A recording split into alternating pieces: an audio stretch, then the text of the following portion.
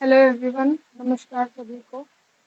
स्वागत है आप सभी का अपने हिंदी आपके अपने YouTube channel the future coaching में। तो चलिए, मैं स्वाति स्वागत करती हूँ आपका आपकी पीवाई की क्लास में, जो कि हमारा है सेट 5। ठीक है, चलिए। तो पीवाईक्यू का जो एक महत्व मैं पहले ही आपको समझा चुकी हूँ कि इसमें क्या आपको बेनिफिट है, आपको क्यों इसे इस कॉन्सेप्ट की तैयारी के लिए क्यों आप करेंगे। क्योंकि एक जो हम कहते हैं ना कि भाई, जो हमारे तैयारी का जरिया होता है, ये देखने के लिए हमने कितना तैयार किया, वो हमारे प्रीवियस ईयर क्वेश्चन में होते हैं। और मोस्टली जो पेपर भी फंसता है वो अधिकतर जो हिंदी के जो क्वेश्चन है, देखो क्या रिपीट करेंगे वो, है ना। ज्यादा से ज्यादा चीजों को क्या रिपीट करेंगे, इतिहास बदल नहीं सकते हैं, है, इतिहास से वही सारी चीजें आनी है। बाकी सारी चीजें शब्दों का थोड़ा अंतर हो सकता है, लेकिन उनकी परिभाषा नहीं बदल सकते हैं। उसी परिभाषा के महत्व को ध्यान में रखते हुए आप ये सारे पीवाईक्यू को क्या करेंगे, सॉल्व करेंगे। तो चलिए स्टार्ट करते हैं अपने आज के हम प्रैक्टिस सेट को, जिसमें कि हमारा पहला क्वेश्चन है। आप देखिएगा फर्स्ट क्वेश्चन को कि निम्नलिखित में से तद्भव शब्द है। निम्नलिखित में से तद्भव शब्द कौन सा। तद्भव मतलब अशुद्ध शब्द जो होता है, ठीक। अचरज, अंधकार, आशा या अंगरक्षक। अंधकार, अंगरक्षक, आशा, अचरज, इनमें से तद्भव यानी कि जो हिंदी के थोड़ा सा जोड़ तोड़ के शब्द बनाया गया है, वो कौन सा शब्द है। ठीक है, बाकी शब्द हमारे क्या होते हैं, कुछ होते हैं जो बिल्कुल प्रॉपर हम जैसे संस्कृत में होते हैं वैसे इस्तेमाल करते हैं, बट कुछ शब्द हमारे ऐसे होते हैं जिनको हम क्या करते हैं, जोड़ तोड़ के इस्तेमाल करते हैं। तो उसमें से क्या है, हमारा अचरज जो शब्द है वो बिल्कुल सही आंसर है, वो तद्भव शब्द होता है। शीत, शीत का विलोम शब्द क्या होता है। शीत का मतलब क्या होता है, ठंड। ठीक, अब यहाँ पे थोड़ा सा ये कंफ्यूजन हो सकता है, शीत का क्या पूछा गया है, विलोम शब्द पूछा गया है। ठीक है, तो विलोम शब्द क्या होगा, शीत मतलब ठंडा और उष्ण मतलब गर्म। ठीक है, तो यहाँ पे इसका सही आंसर क्या होगा, उष्ण होगा। कर का अर्थ नहीं होता। कर, कर का अर्थ क्या नहीं होता है, हाथ, किरण या टैक्स या सूर्य। ठीक है, कर का अर्थ नहीं होता है। हाथ, टैक्स और किरण तीनों कर के मतलब होते हैं। कर का मतलब हाथ भी होता है, टैक्स भी होता है और किरण भी होता है। ठीक है, बस इसका जो सही आंसर है वो है सूर्य। कर का मतलब सूर्य नहीं होता।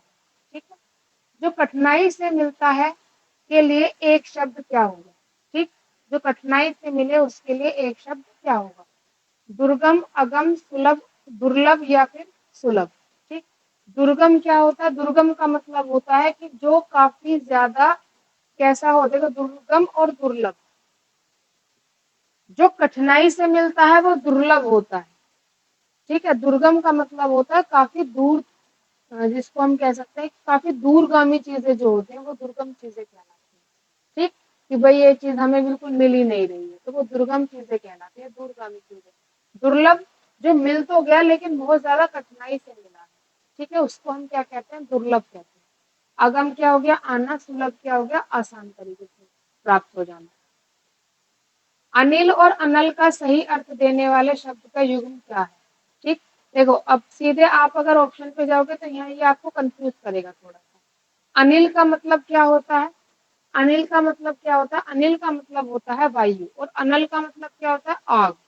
अगर अनिल, वायु, अनल, आग। अब इसी चीज को देख लो कि ये हमारा जो जोड़ा है कहाँ ठीक बैठता है। अनिल का मतलब क्या हुआ, अनिल का मतलब हुआ वायु और आग। वायु और आग से मिलता हुआ जो भी है, सारी चीजें हैं, वायु अग्नि, अग्नि वायु, आग पानी, हवा पानी। इसका सही आंसर क्या होगा, वायु और अग्नि। पराजय में उपसर्ग है, ये इंपॉर्टेंट कि पराजय में उपसर्ग क्या है। अब इसमें पर भी दिया हुआ है, परा भी दिया हुआ, प और जय का तो कोई मेल ही नहीं होता यहाँ पे। जय तो अगर इसको हम उस प्रत्यय में भी नहीं कह सकते जय को। ठीक है, तो परा और पर में हमें यहाँ पे पता होना चाहिए कि भाई हमारा जो उपसर्ग है वो क्या हो। ठीक है, देखो पराजय, उपसर्ग जो हमारा होगा वो इस तरह से होगा ताकि वो एक शब्द को क्या कर सके, उसके शब्द के अर्थ को क्या कर सके, बदल सके। अगर मैं इसमें पर दूं तो पर प्लस अजय होगा, इसका इसने पराजय का मतलब भी बदल दिया, पर का मतलब अलग हो गया, अजय का मतलब अलग हो गया। ठीक है, तो इसका सही आंसर जो होगा वो क्या होगा, परा, परा और जय। ठीक है, तो पराजय, पराजय का मतलब क्या हुआ कि दूसरे को दी गई जय। ठीक है, यानी कि हम हार गए, वो पराजित हो गया हमसे, हमने उसको क्या कर दिया, हरा दिया। क्लियर है इतनी चीज? ठीक है, चलिए लिखावट में प्रत्यय क्या है। अब इसमें देखो ये भी है, अट है, वट है, अवट है, आवट है। ठीक, लिख प्लस, अब इसको तोड़ के देखो, लिखना जो है, लिखने का जो एक हमारा शब्द है उसको अलग करके बाकी का जो बचा है ना, जैसे हमने क्या कह दिया, ये कह दिया लिखा। अब इस लिख को अलग कर लो और इसके बाद बाकी का जो बचा वो इसका क्या हो जाएगा, प्रत्यय हो जाएगा। प्रॉपर शब्द को निकाल लीजिए, लिख के बाद क्या बचा, अट बचा, वट बचा, अवट बचा कि आवट बचा, लिख प्लस आवट बचा ना, तो हमारा प्रत्यय क्या हो गया, आवट हो गया। जो हमारा प्रॉपर शब्द होता है बस हमें उसको निकाल लेना चाहिए। ठीक, वो हमारा क्या हो जाता है, लिखावट, वो हमारा प्रत्यय या उपसर्ग, इसी तरह से हम बताते हैं। महोत्सव का संधि विच्छेद, फिर से वही चीज बात हम करेंगे कि हमें दोनों शब्दों का मतलब पता होना चाहिए। अगर ओ की मात्रा सिंगल है तो इसमें मैं आपको एक नियम भी बता दूं, अगर हमारी ओ की मात्रा अगर हमारी सिंगल आती है तो हमारा कौन सा संधि इसमें चलती है, हमारी ओ बड़ी मात्रा है। ठीक है, तो इसमें कौन सी संधि चलेगी, इसमें हमारी चलेगी जहां पे हमारा आ प्लस उ, एक बड़ी मात्रा और एक छोटी मात्रा, इन दोनों को मिलकर क्या बनेगा, ओ बनेगा। इन दोनों को मिलकर क्या बनेगा, ओ। ठीक है, तो आ प्लस उ को मिलन होके जो ये ओ हमारा बन रहा है, ये कौन से से बन रहा है, ये क्या है, महो प्लस उत्सव, ओ प्लस उ, महा प्लस उत्सव, आ प्लस उ, मिल गया आंसर। तो हमें यही मिल गया। वैसे तो मही और महा प्लस उत्सव का कोई तालमेल बैठता ही नहीं है। मैंने घर जाना था, वाक्य में अशुद्ध अंश कौन सा है, यानी कि पूरे वाक्य को अशुद्ध बना दिया, ऐसा अंश इसमें कौन सा है। ठीक है, तो वो हम इसमें ढूंढेंगे। मैंने घर जाना था, ठीक है, तो यहाँ पे मैंने घर जाना था का क्या है, यही गलत है। घर जाना था ठीक है, मुझे घर जाना था, मैंने, मेरे को, है ना, तो ये सारी चीजें क्या आ जाती है, गलत हो जाती है। मेरे को घर जाना है, मैंने घर जाना है, तो मैंने मेरे को जैसे शब्द क्या हो जाते हैं, गलत हो जाते हैं। तो हमारा यही अशुद्ध अंश क्या होगा, मैंने। ठीक है, देशभक्ति में समास है, देशभक्ति में कौन सा समास है भाई, क्वेश्चन को एक बार देखेंगे और फिर हम बात करते हैं इस क्वेश्चन के बारे में कि देशभक्ति में समास है।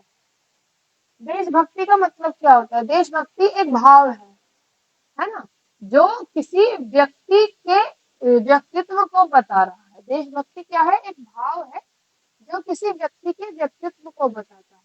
और इस तरह के व्यक्तित्व को बताने वाला जो समास होता है वो कौन सा होता है, जो वो होता है तत्पुरुष समास। ठीक है, अब भाई हमें अगर ये कहना है कि देशभक्ति है, तो देशभक्ति हमें किसी कपड़े पे, किसी कमरे में तो नजर आएगी नहीं, किसी मनुष्य के अंदर नजर आएगी, राइट। तो वही मनुष्य के अंदर मानवता का जो ये भाव होता है, या मानवता के साथ साथ मानव के जो भी भाव होते हैं वो सब किसमें आते हैं, तत्पुरुष समास में आते हैं। क्लियर है बात। पुस्तक पढ़ी जाती है, कौन सा वाच्य है। ठीक, अब इसमें ना तो कर्म जुड़ा हुआ है, ना कर्ता जुड़ा हुआ है ना। और अगर इसमें अगर मैं बात करूं, ठीक, इसमें क्या है, पुस्तक पढ़ी जाती है, तो पढ़ना क्या है, कर्म है ना। तो इसमें कृतवाच्य होगा, कर्म वाच्य होगा, भाव वाच्य होगा, क्रिया वाच्य होगा। ठीक, तो पढ़ना एक कर्म है, ठीक, पुस्तक पढ़ी जाती है, तो ये कौन सा हो गया, कर्म वाच्य। कौन सा हो गया जी हमारा, कर्म वाच्य। ठीक है, निम्नलिखित में से अवयव क्या है। अवयव क्या होता है, अवयव को जैसे कि हम बता चुके थे, अवयव क्या होता है, जो किसी भी वाक्य में वो चीज कितनी ज्यादा पर्टिकुलर है, ठीक है, उस चीज को दर्शाते हैं, वही अवयव होते हैं। ठीक है, यही चीज है। ठीक,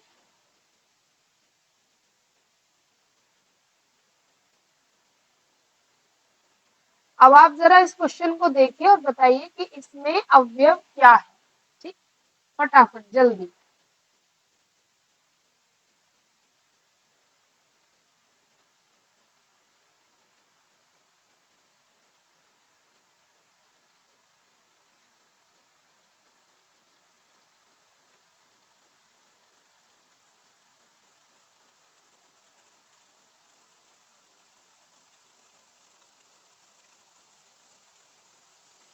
ठीक, अवयव होता क्या है? अवयव का मतलब होता है जो किसी में कोई विकार उत्पन्न ना करे, जो किसी की भी वजह से उसमें विकार उत्पन्न ना हो। ठीक है, तो देखो, अब प्राचीन, गरीब और या मोटा, इसमें जो अवयव हमारा होगा वो कौन सा होगा? हाँ जी, अवयव क्या होगा? और। अब देखो, मोटा, मोटी, ये लिंग से परिवर्तित हो गया। प्राचीन, नया, ये विलोम शब्दिक हो गया। गरीब, अमीर, ठीक है, या गरीबों, इसमें बहुवचन भी लग जाएगा, इसमें नया वचन, कोई भी इसमें कार्य क्रिया भी इसमें बदल जाएगी, इसमें आपका लिंग भी लगेगा, लेकिन जो इन सब चीजों से परे हो, ठीक है, वही चीजें हमारी क्या होती हैं? अवयव कहलाती हैं। और उन वाक्यों को क्या करता है? जोड़ता है, बताता है उनमें क्या डिफरेंस है, क्या उनमें समानता है, इन सारी चीजों को और जो शब्द है वो बताएगा। तो यही हमारे क्या कहलाते हैं? अवयव कहलाते हैं। हिंदी में पूर्ण विराम का चिन्ह क्या है? ये तो आप सभी को पता होगा, ये है। ठीक है, ये तो क्वेश्चन मार्क होता है, ये फुल स्टॉप होता है, ये क्या होता है? एक्सक्लेमेटरी। जब हम किसी चीज को बहुत ज्यादा एक्साइटेड हो जाते हैं, उसे बताते हैं, तब ये हमारा चिन्ह इसमें काम आता है। ठीक है, दूध का धुला होना, मुहावरे का क्या अर्थ है? दूध का धुला होना, मुहावरे का क्या अर्थ है? निर्दोष होना, दोषी होना, पाप करना या चोरी करना? बताइए जल्दी, आंसर इसका क्या होगा? दूध का धुला, यानी कि बिल्कुल जो क्या है? साफ, दोषी नहीं होगा, चोरी नहीं होगा, पाप करना नहीं होगा। सही आंसर क्या होगा इसका? निर्दोष।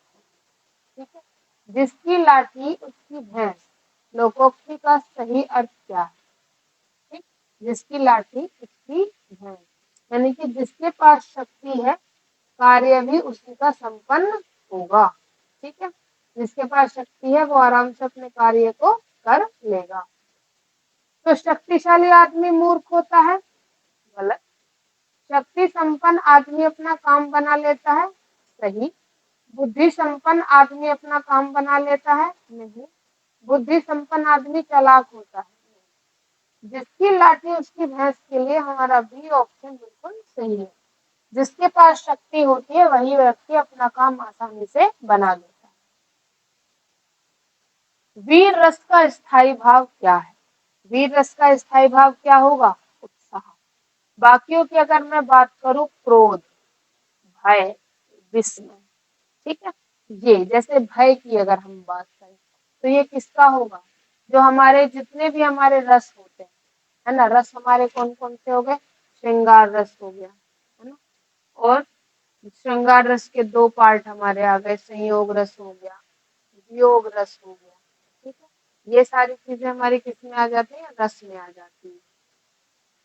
अब अगर रस की अगर हम बात करते हैं तो रस होता क्या है? रस का मतलब होता है कि भाई जो एक ऐसा कहते हैं कि भाई एक ऐसा ये एक भाव होता है जो पूरा का पूरा क्या कर देता है? पूरे के पूरे वाक्य को परिवर्तित कर देता है ना। तो यही सारी चीजें किसमें आती है? रस में आती है। ठीक, अब रस कितने प्रकार के हो गए? जैसे हमने कह दिया, श्रृंगार रस हो गया, हास्य रस हो गया, करुण रस हो गया, रौद्र रस हो गया, वीर रस हो गया, भयानक रस हो गया, विभत्स रस हो गया, अद्भुत रस हो गया, शांत रस, वात्सल्य रस और भक्ति। इस रस की पूरी क्लास मैंने ली है। 11 रस किसने दिए, 9 रस किसने बताए। ठीक है, और रसों का जो पूरा एक हम कहते हैं कि पूरा एक श्रेय जाता है, वो किसको जाता है। ठीक है, तो ये सारी चीजें आप उस क्लास में एक बार देख लीजिएगा। तो वीर रस का स्थायी भाव क्या होगा? उत्साह। भय होता है भयानक रस का, विस्मय, विस्मय किसका होता है? अद्भुत रस का होता है। क्रोध, क्रोध किसका होता है? रौद्र रस का होता है। क्लियर है बात? चलिए नेक्स्ट क्वेश्चन पर चलेंगे। दोहे के प्रथम चरण में कितनी मात्राएं होती हैं? दोहे के प्रथम चरण में कितनी मात्राएं होती हैं जी? 13। 13 और 15 का इसमें मिलन होता है। 13 15 13 15। तो प्रथम चरण में कितनी मात्राएं होंगी? 13 मात्राएं होंगी। ठीक है, दोहे में। ठीक, बाकी यार सभी में अलग अलग मात्राएं होती है। सोरठे में अलग होंगी, ठीक, और आपका कुंडलिया में अलग होंगी, दोहा में अलग होती है, छंद में अलग होती है। ठीक है, 13 15 13 15 यानी कि 1 2 3 4। हम जो अपने दोहे को लिखते हैं वो इस 4 भागों में लिखा जाता है। एक पहला, फिर उसके बाद कोमा लगा के दूसरा भाग होता है, फिर तीसरा, फिर चौथा, इस तरह से। तो पहले और तीसरे भाग में होती है 13 मात्राएं और दूसरे और चौथे भाग में होती है 15 मात्राएं। ठीक है, निम्नलिखित में से कौन सा शब्दा अलंकार है? जी, ये काफी इंपॉर्टेंट क्वेश्चन है। अलंकार जो होते हैं, अलंकार हमारे शब्दा अलंकार, ठीक है, और रूपक अलंकार इस तरह से माने जाते हैं। ठीक, भाव अलंकार हो गए, शब्द अलंकार हो गए। तो इसमें से शब्द अलंकार यानी कि जो शब्दों के साथ काम करेगा, वर्णों के साथ काम करेगा, शब्दों के साथ काम करेगा, वो अलंकार कौन सा है? ठीक, तो वो अलंकार है जी हमारा यमक अलंकार। ठीक, वो अलंकार कौन सा है? हमारा यमक अलंकार। यमक अलंकार में क्या होता है कि यमक अलंकार में एक शब्द की, पूरे शब्द की पुनरावृत्ति होती है, परंतु उसका अर्थ क्या होता है? अलग होता है।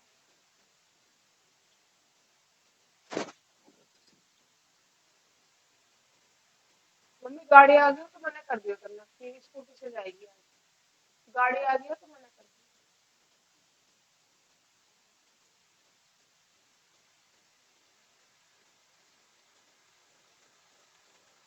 ठीक है, तो यमक अलंकार की अगर मैं बात करूं तो यमक अलंकार में क्या होता है कि यहाँ पे एक शब्द की पुनरावृत्ति होगी। जैसे कहते हैं कनक कनक, और दोनों बार में ही दोनों शब्दों का मतलब क्या होगा? अलग अलग होगा।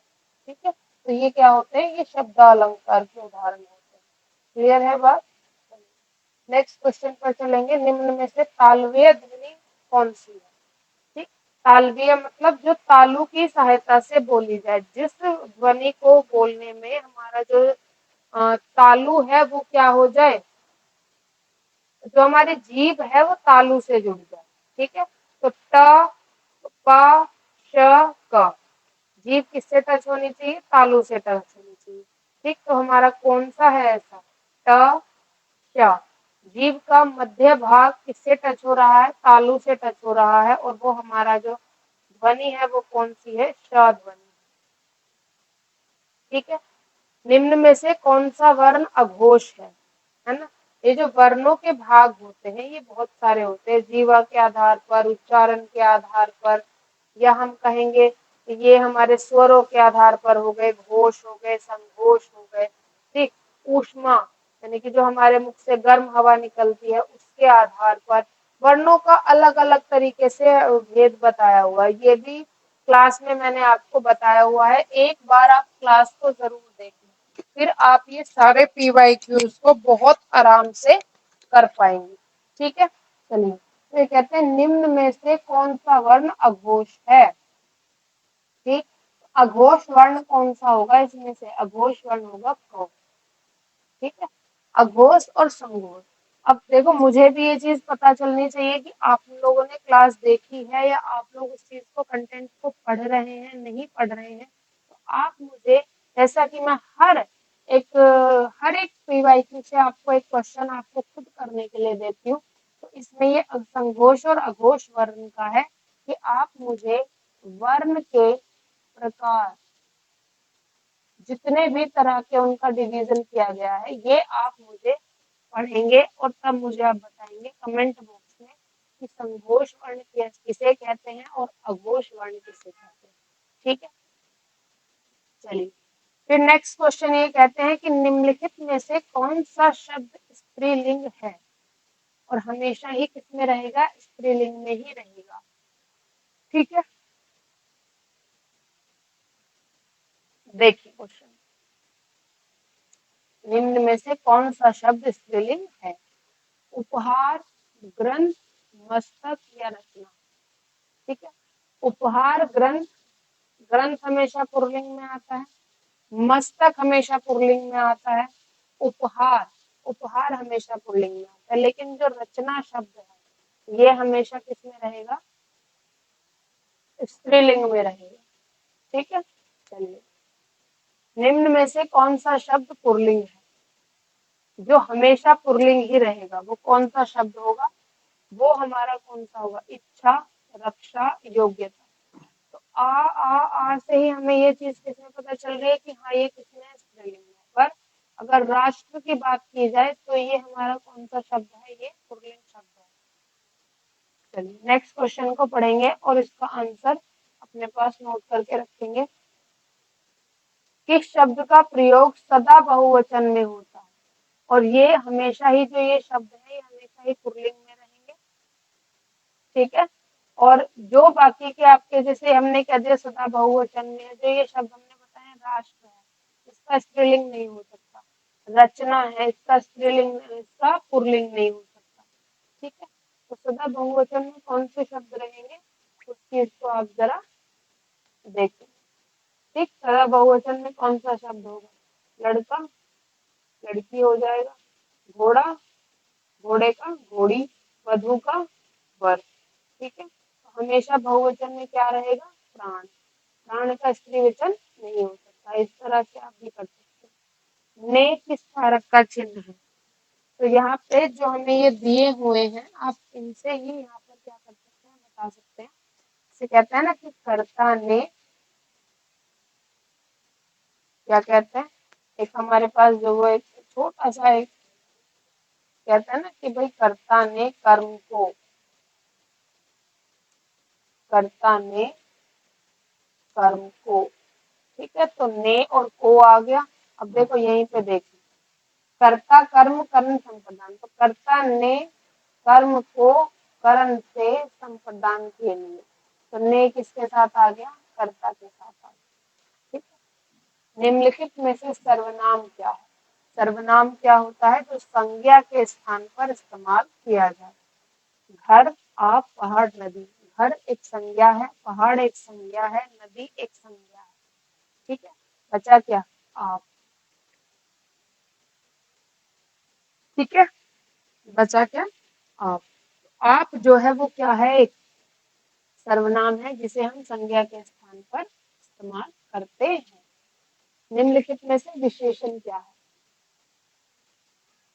निम्नलिखित में से विशेषण, विशेषण क्या होता है, जो किसी चीज की क्या बताए, विशेषता बताए कि हाँ ये चीज ऐसी है।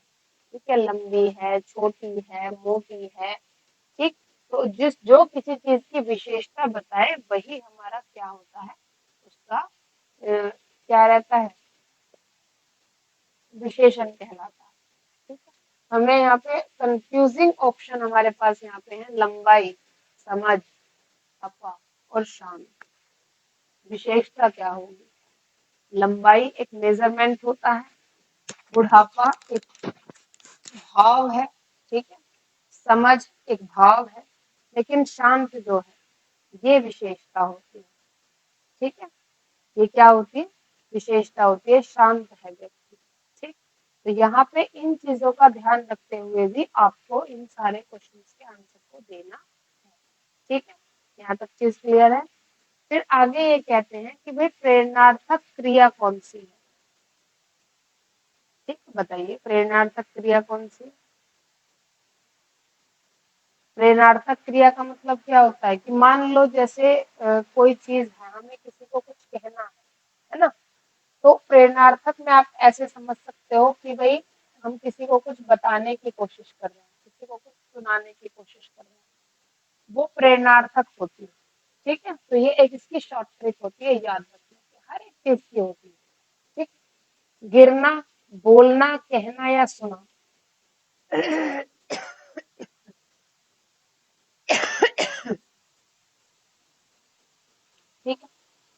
इसमें जो हमारा सही आंसर है प्रेरणार्थक क्रिया के लिए वो है सुनाना।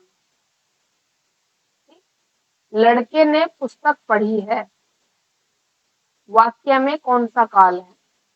लड़के ने पुस्तक पढ़ी है यानी कि अभी पढ़ी है, पहले पढ़ चुकी या पढ़ के रख दी। ठीक है, उसी के हिसाब से हमें यहाँ पे क्या बताना है, इसका आंसर बताना है। क्लियर है? चलिए, लड़के ने पुस्तक पढ़ी है। सामान्य वर्तमान, पूर्ण वर्तमान, संदिग्ध वर्तमान या संभाव्य वर्तमान? सामान्य वर्तमान नहीं हो सकता, पुस्तक पढ़ नहीं रहा। पूर्ण वर्तमान, पुस्तक पढ़ चुका है, बिल्कुल सही बात है। संदिग्ध में पता नहीं, ये नहीं कहा कि लड़के ने पुस्तक पढ़ी या नहीं पढ़ी, पता नहीं, वो संदिग्ध में आ जाते। तो ऐसा कुछ यहाँ पे भाव हमारा नहीं बनता। संभाव्य में संभावना है कि हाँ पढ़ी होगी, लेकिन ये पूरा भाई बिल्कुल ठोस तरीके से कह रहे हैं कि हाँ लड़के ने पुस्तक पढ़ी है, तो ये हमारा पूर्ण वर्तमान होगा कि हाँ इसने पुस्तक पढ़ ली, वर्तमान समय को पूरा किया है। ठीक, चलिए अगेन सबसे फेवरेट पार्ट, इसी को समझाने की, और ये आपके कम से कम 4 से 5 नंबर पूरी तरह से देने वाला पार्ट होता है हमारा गद्यांश। ठीक है, चलो पढ़ते हैं। भारत में स्वाधीनता प्राप्त करने के बाद अनेक क्षेत्रों में महत्वपूर्ण उपलब्धियां प्राप्त की। किसने? भारत ने। जब हम स्वतंत्र हुए तो उस समय हमारी स्थिति अच्छी नहीं थी। सरकारी प्रयासों से काफी सुधार हुआ, परंतु अभी भी एक क्षेत्र ऐसा है जिसमें हम अभी तक कुछ विशेष नहीं कर पाए। वह क्षेत्र है खेलों। इससे बड़ी विडंबना और क्या हो सकती है कि वर्षों से हम ओलंपिक में कोई भी स्वर्ण पदक नहीं जीत पाए। दुनिया के छोटे छोटे अविकसित निर्धन राष्ट्रों के प्रतिभागी भी खेलकूद के क्षेत्र में हमसे आगे निकल गए। ठीक है, कभी हॉकी का विशेष चैंपियन रहने वाला भारत आज इस खेल में अपनी प्रतिष्ठा को खो चुका है। खेलों में गिरते स्तर के लिए कौन जिम्मेदार है?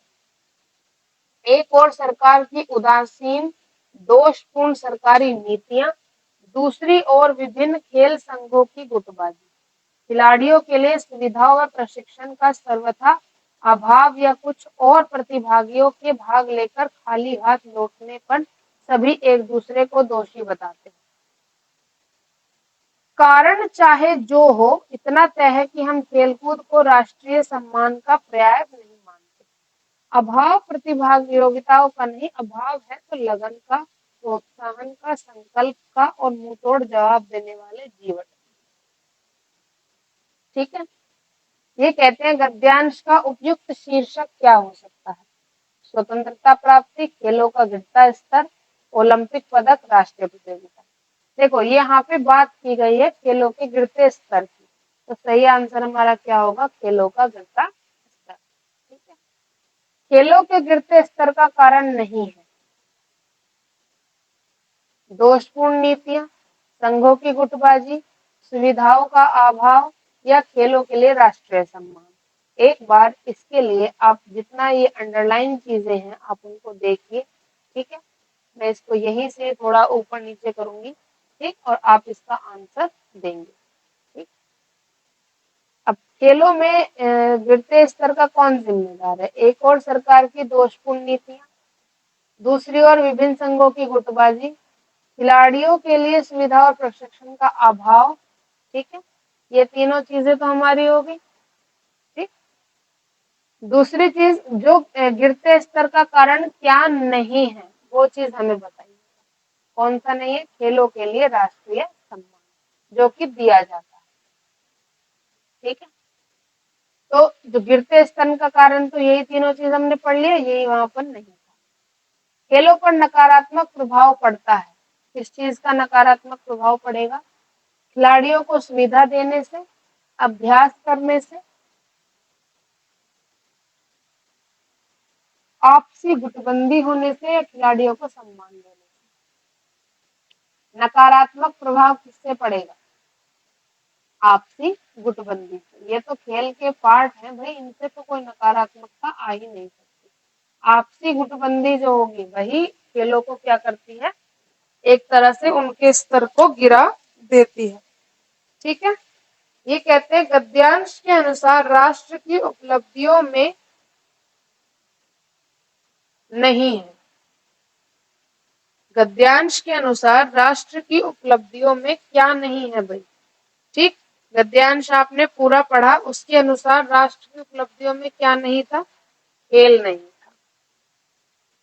खेल के बारे में, खेलों में निर्धन राष्ट्र भी हमसे आगे निकल रहे हैं, क्योंकि वहां क्या है, आपसी गुटबंदी है, खिलाड़ियों की उपेक्षा है, दोषपूर्ण नीतियां हैं, या खेलों को राष्ट्र सम्मान है। ठीक, बताइएगा किस वजह से, क्योंकि खेलों को क्या है, राष्ट्रीय सम्मान दिया गया है, कि खेल को बढ़ावा दिया गया है, खेल को सर्वोपरि माना गया है। हमारे यहाँ पे खेल को सर्वोपरि नहीं माना जाता है। ठीक, अब चलिए, ये हमारे 3 क्वेश्चन आ गए रचना से। अंधेर नगरी नाटक के रचयिता कौन है? अंधेर नगरी नाटक के रचयिता कौन है जी? भारतेंदु हरिश्चंद्र। कामायनी के रचनाकार कौन है? रिपीटेड है क्वेश्चन। ठीक, कामायनी के रचनाकार, जिसने पीवाईक्यू में जयशंकर प्रसाद जी की रचनाओं को लिखा होगा उसे पता होगा। ठीक है, तो कामायनी के रचनाकार कौन है? जयशंकर प्रसाद। गोदान किसका उपन्यास है? गोदान किसका उपन्यास है भाई? ये तो कॉमन सी बात है, प्रेमचंद जी का उपन्यास। ठीक है, चलिए, तो आज के हमारे इस क्लास में इतना ही। ठीक, आप एक बार इन सभी क्वेश्चंस को दोबारा से कीजिएगा अपने लिए। ठीक है, और अपनी जो आपकी तैयारी है उसको पूरा अच्छे से आप करते चलिए। देखो, मैं फिर से कहूंगी कि एक बार आप इन क्वेश्चन को लगाने से पहले एक बार क्लास देख लेना। ठीक है, क्लास भी मैंने ही दी हुई है, उसमें तो क्लासेस में जो टॉपिक है, कंटेंट है, वो बहुत अच्छे से कवर अप कराया हुआ। आप एक बार क्लासेस को देख लेना, तो उससे आपका जो ये जो पीवाईक्यू का सेट होता है ना, वो बिल्कुल पूरा अच्छे से आपका लग जाएगा। मेरे बताने से पहले आप वहां पे आंसर दे चुके होंगे अपने पास। ठीक है, बाद में तो आप सिर्फ इतना देखेंगे कितने आंसर आपके सही थे।